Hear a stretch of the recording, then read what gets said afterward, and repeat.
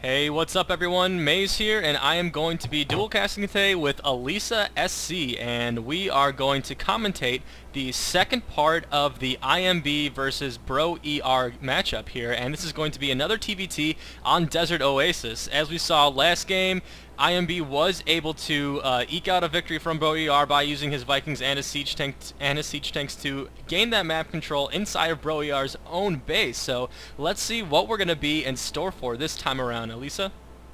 It looks like, oh, hey everybody. My name is Elisa with 80s, and it looks like both players are doing a little bit of standard play so far. Not really opting to go for a fast Reaper, which is especially popular on this map, just because of the long ground unit distance, but Reapers are basically air units on this map, which makes an early Reaper, at least to an unsuspecting opponent, extremely efficient, or extremely deadly, as I should say. But looks like both players are going to play a little bit more standard this time. BroER actually going for a pretty heavy eco. No, never mind. Both players are doing pretty standard. Right now, INB is sending out a scout. BroER is sending out, or is actually not doing anything right now, but he is putting down a barracks, so nothing too amazing going on right now. No early gas, and both players playing pretty similar right now. Yeah, one thing I would like to mention on Desert Oasis, this has actually happened to me a couple of times. If you look right here on this cliff, you can actually put siege tanks, and if you get vision, you can just start sniping out players' refineries or simulators or whatever race they are, and it's so annoying to actually reach in there, because if you miss a turret and bunker that part up before the player can respond, then you're pretty much just given free range into their base, and you can keep siege taking it up. Considering the fact that there are two Terrans playing right now, I think it will be pretty likely that we might see something like that. It is a very effective play and very hard to stop. It's pretty much, it comes down to if you're able to catch it in time, and considering there are two Terran players, one way to counter that would be with actually siege tanks in your own base and getting some kind of vision to try to counter that. But yeah, well, let's see what kind of play is going on right now. We do see BroER going for that fast tech lab as well as IMB, both players doing pretty much the same thing. It seems like right now, BroER coming with the late scout. He wasn't really anticipating any kind of harass or Reapers would have been a very dangerous call, because he would not have been prepared for any sort of cheese. So I think right now we are going to see pretty much a standard build from both players, as Elisa was saying. A second barracks going down from BroER right now, and nothing to show for INB besides a Marauder, so I think we might see M&M from both players to start off. Yeah, BroER actually doing something really peculiar in the beginning, is that not building an initial Marine or Marauder, actually. He's just letting INB get as much scouting information as he wants. And INB actually killing the SCV, building the second barracks, so BroER losing that SCV for seemingly no reason.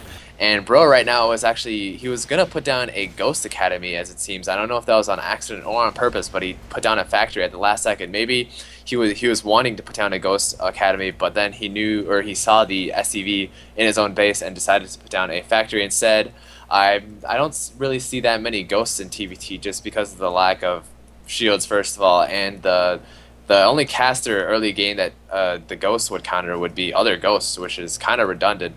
But anyway, INB doing the same thing, getting up another racks and another factory just like BroER. I think the thing you said earlier about the siege tanks really just comes down to who sieges up first in front of who sieges up first in range to start attacking each other, because once those siege tanks are sieged up, it makes it extremely difficult for other siege tanks to actually assault onto the base right now. BroER building up quite a few Marauders, 3 Marauders against INB's only single Marauder, and getting INB going for a more reactor heavy build, or marine heavy build, getting that reactor on the barracks and finally getting his tech lab for the barracks. But INB researching siege tech as well. Looking at BroER's base, he is not researching siege tech at all, and has no siege tanks on the way, but he does have the tech. Yeah, what's actually kind of risky to do in TVT is to get a lot of Marines, because honestly, once you get siege tanks, that splash damage will just tear through those Marines as much as they want. So I'm kind of surprised that IMB decided to go for Marines, as he actually saw firsthand last game how effective siege tanks are against Marines, because that is what BroER went. He pretty much just went a mass Marine strategy, and we see now, looking at Bro's base, he has 5 Marauders, so he definitely learned his lesson from last game. He's not going to be going Marines, but that doesn't seem to be stopping INB right now. It looks like he is going to be going pretty much just an M&M build. I mean, he has a Marauder, he has a couple of Marines out, but really not all that much. We do see right now that IMB is constructing a barracks here, so he might be using that floating scouting barracks again as he did last game, so this could be interesting. But this is also the position where you can siege up, so he might bring down his siege tanks and use that barracks as a way to gain some sight into his base. So let's see what he ends up doing with this barracks. But right now, I think BroER definitely has the unit composition advantage, because Marauders versus Marines and tanks, I definitely think the Marauders and tanks will have the advantage because of the splash. Definitely, and one thing to notice is that INB actually did have a starport up, so if he managed, or if he chose to swap the starport with a tech lab instead of a reactor, Banshees would prove extremely problematic to BroER, as he has absolutely no anti-air, and building Marines out one at a time against a Banshee is just hugely difficult to actually kill that Banshee, and during the meantime the opponent will just have an extreme economic advantage. But it does look like that IMB is not doing that. He's playing pretty standard siege tank Vikings to spot for the siege tank, and he does have some siege tanks positioned in pretty well positions right now. He should be able to see any kind of aggression from BroER. He's actually playing quite defensively with that bunker, and he knows everything that BroER is building. He does see the quite large army amount actually, but if you actually notice the army tab, IMB does have a greater army. I think more of his minerals reside in Marines and Vikings, which aren't very good against BroER siege tanks and Marauder composition. Regardless, though, INB does know exactly what BroER has, and it looks like he feels he's confident to move out, so he's going to be salvaging that bunker in the front of his base, going to get those minerals back, and it looks like he's about to push out with his few Marauder siege tanks, Marines, and Viking army. So we'll just have to see how BroER does, if he even does decide to, or if he even sees this coming, and what he will do to respond to this.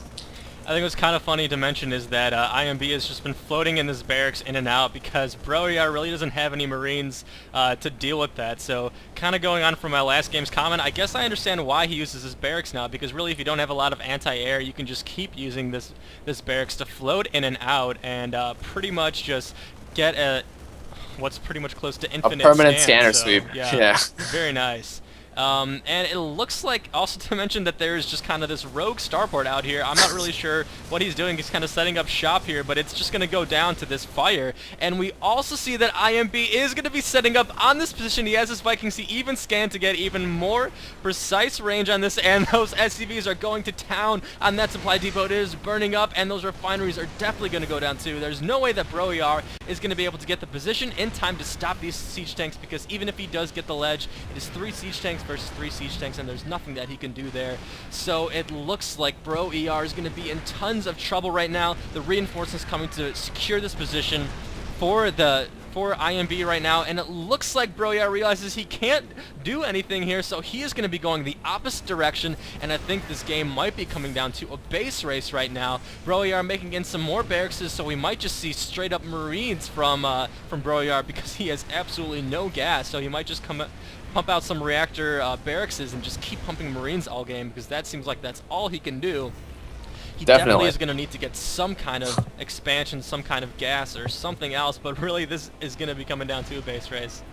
Yeah, and one thing I would like to have seen BroER do is actually siege up right out of range of INB siege tanks, just so that INB can't push up any farther, and just simply move his SCVs away from the mineral patches that are being sieged up. He did lose a factory on the right side for no reason, as the siege tanks were just targeting that, and after the factory was killed, they weren't able to target anything else. But also, he built that starport, I believe, in the middle of nowhere, because he didn't want INB to see it. So I